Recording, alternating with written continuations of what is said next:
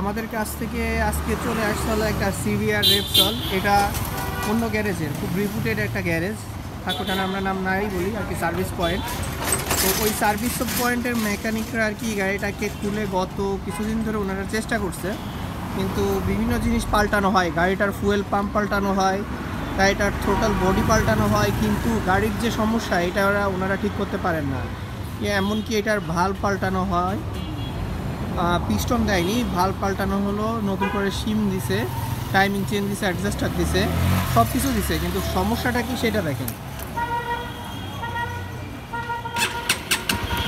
গাড়ি এই সেলফ নিবে, আরপিএম অনেক হাই হয়ে থাকে, আর গাড়ি যদি আমি ফুল থ্রোটাল দিই, দেখেন ফুল থ্রোটাল দিলেও এই যে আরপিএম উঠে না, এই যে পড়ে যায়, এই গাড়ি বন্ধ হয়ে যায়, অথচ আমার হাত কিন্তু ফুল করা, এই যে দেখেন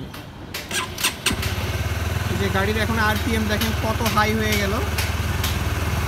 আমি যদি এখন এটা ফুল করি, আমার হাতের থ্রোটাল এখন নিবে, এই দেখেন এখন আর নেয় না, এই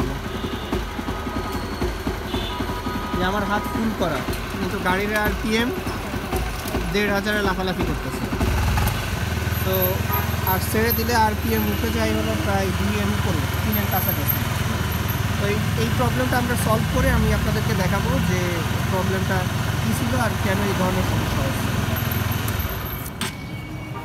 তো আমাদের সিভিআরের এটার কাজ করা শেষ এখন।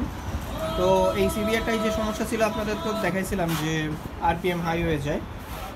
তো এটাই যে কাজ করছিল, ওনারা কাজ করার সময় আপনার এইখানে থ্রোটালের সেন্সরগুলো চেঞ্জ করছিল, এবং সেই সাথে এই থ্রোটাল প্লেটের মধ্যে একটা নাট থাকে, তো স্ক্রুটাকে উলটপালট করে ফেলে। এরপরে ওনার যে সমস্যাটা হয়, গাড়ির আরপিএম আর কোনোভাবে 3000-এর নিচে নামতে পারে না, আবার গাড়ি তেল পায় না, পিক আপ পায় না, ফলে থ্রোটালের সেন্সরটাকে আবার নতুন করে আপনাকে এখানে ক্যালিব্রেট করতে হবে, করে এর প্রপার রিডিংয়ে নিয়ে আসতে হবে। রিডিংয়ে যতক্ষণ না আনতে পারবেন ততক্ষণ পর্যন্ত গাড়ি কিন্তু এরকম করতে থাকবে। এই প্রপার রিডিংয়ে নিয়ে আসার পরে এরপরে আপনাকে এটাকে একটা রিসেট দিয়ে দিতে হবে আর কি, লার্নিং রিসেট, অর্থাৎ সে এর আগে যত কিছু লার্ন করছে ওইটাকে আপনাকে রিসেট দিয়ে দিতে হবে। যেমন মনে করেন আমরা এই গাড়িটাকে এই যে এখন ঢুকবো, আমাদের কাজ সবই শেষ, তো আমি আপনাদের দেখাবার জন্য দিচ্ছি আর কি, দেখাচ্ছি। এখন এই এফআই সিস্টেমে ঢুকলো, এখন আমরা এটা লাইভ ডাটাগুলোতে যাব।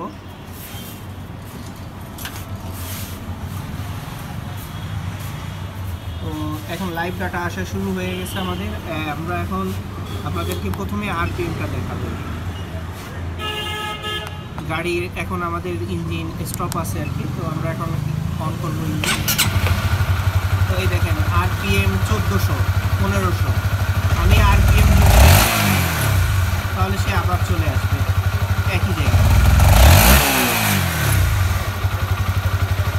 গাড়িতে একটু তেল কম আছে,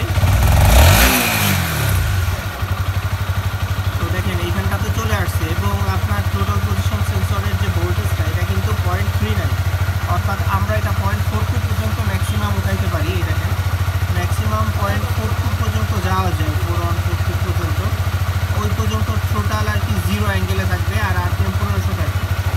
সো এটা উনি স্ক্রু দিয়ে গুটাইছে, এই জন্য এটা এখানে নামছে। আর ভিতরে যে ক্যালিব্রেশন দরকার ছিল সেটা আমরা কমপ্লিট করে ফেলছি। গাড়ির নতুন লার্নিং ভোল্টেজ দিয়ে রিসেট হয়ে গেছে। এখন দেখেন আরপিএম অলওয়েজ আপনার 2000 আরপিএম এর নিচেই থাকবে, অর্থাৎ 1500-1600। আমরা যদি এখন পিক আপ পিক আপ নিচ্ছে মানে একই জায়গায় চলে আসতেছে। সো সিভিআর জাতীয় এই ধরনের সমস্যায় যারা ভুগবেন ইনশাল্লাহ চলে আসবেন, আমরা সমস্যার সমাধান করে দিতে পারবো।